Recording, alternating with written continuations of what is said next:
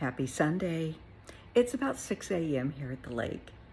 The sun is contemplating coming up. It's early. Even the sun needs more coffee this morning. Another week, and we are going to be in the middle of Thanksgiving, and the holiday season will truly be upon us. That's what I want to talk about. Just some heads ups, some things to think about, please, if you would. So a lot of families celebrate Thanksgiving and Christmas together because it's the only time everybody can get together. Instead of giving goofy gifts, instead of regifting bad gifts, instead of just, getting gift cards and passing them out, would you please consider getting people what they really need?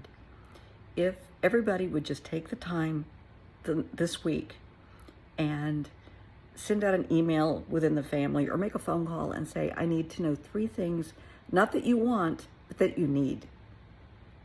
And get them what they need. Maybe you have a family member that is struggling to make their car payment for them, pay their car insurance, pay their rent or part of their rent. Make sure older people, have money to buy their medications. Maybe somebody's really struggling, they're a single parent, or maybe, it's a 2-parent family, but they're having trouble making ends meet. Go to Walmart, go to Kroger's, whatever grocery store you have, and get them a gift card for a couple of $100s so they can buy groceries. Get them what they need, not just what they want. Because a cute sweater isn't going to pay the rent. So help people. Make sure their utilities are covered. Important things. Okay? Just something to think about. Also, some people are on chemo. Please keep that in mind. Ask them what they can and cannot tolerate. Some smells I am speaking from experience. Some smells, no. Some foods, it could have been your favorite food for 40 years. And now just the word, whoa. Talk to them about it. Be sensitive. If they would be more comfortable not attending a family gathering, that's okay. You understand. Because of when you're on chemo, your immune system is impaired. That's okay. So take Thanksgiving to them. Take them a plate. Take them a centerpiece. Let them have their own Thanksgiving, but be supportive. Be there for them. But be understanding. If it is someone's first holiday without a loved one, that can be so traumatic. That can be just devastating. Be kind. Be compassionate. Be thoughtful. Ask them, would you like to attend? Maybe they usually host. Do you want to host this year, or do you want me to host? Ask the questions. Be supportive. If they say, no, I think I can do it, great. Help them all, all that you can. Everybody pitch in to make it easier for them. And if there comes a point they just can't do this, and they get up and excuse themselves to another room, you step in and cover for them. Don't go in, what's wrong? You know what's wrong. Let them grieve. Let them have their time. It's okay. Cover for them. If they're at your home and it's just too much and they need to leave, be understanding. Make sure they get home safely. Call them an Uber. Excuse yourself and take them home yourself. But keep that in mind, please. If there are kids, please have an area set up so the little ones, if they start getting cranky and sleepy, they have an area set up where they can go in and lay down. This is just common sense. Now, if you would, this would just mean a lot to me. Please keep the oral traditions alive. Please share family stories during holidays. My dad's family they had the best stories on the planet. And every time they got together, I don't care if somebody just came for coffee, the stories would start, and it was wonderful.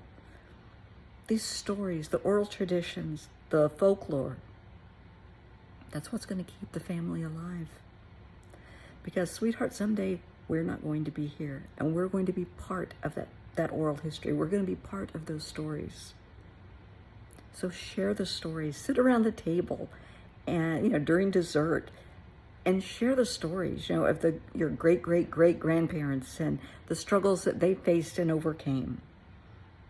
And hey, every family has had its share, in the past of the horse thieves and those that were members of the bordello. And it's the family history. It's okay. And include the little kids, please. And if they have heard it so many times and say, oh, I don't want to hear this story. I know so-and-so did. Okay, you know the story. You get to tell the story. You tell the story. Let them kind of step up. That will make them feel so strong and so empowered that they know the history and it's their turn to share the stories. That's cool. That's a big thing for kids. So don't just tell them to go play. Don't dismiss them. Include them. If you have teens, they don't want to go. Until you're 18, you have to participate. Now, once you're 18, once you're off to college, you're going to be doing stuff with your friends. You may or may not come home. And that will be your decision. But until that time, you need to attend. Depending on your family. Now, I am speaking from my experience, okay? And I'm not casting judgment. My family was conservative.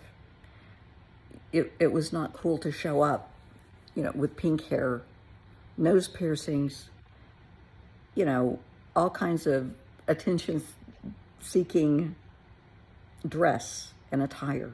And people have tried it. And my mother would not tolerate that. And she would tell them, go in and wash your face. Removes the nose ring. If you're going to sit at my table, you're going to be respectful.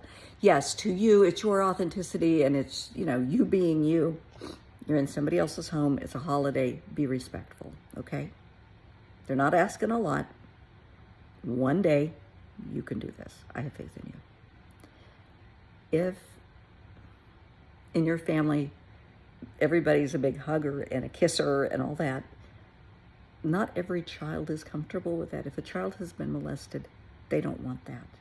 Do not get mad at your child. Speak to your children before the gathering, at least 3 or 4 days ahead of time. If your child has been inappropriately touched, molested, groped, anything, sit them down and say, okay, we're going to so-and-so's house for the holiday. Are you going to be okay with people hugging you? Because everybody's going to want to hug. Everybody's going to want to kiss you on the cheek or whatever. There are people that want to kiss kids on the mouth. Yeah, no. Please don't. Please don't do that. Please. And talk to your child.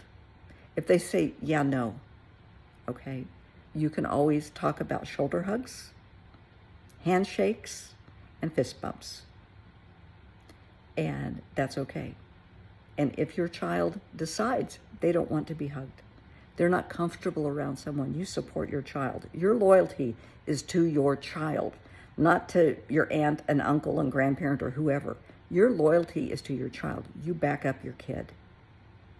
And that's a have to. That's not a compromise. You back up your child, absolutely. And if relatives are saying, well, what's with them?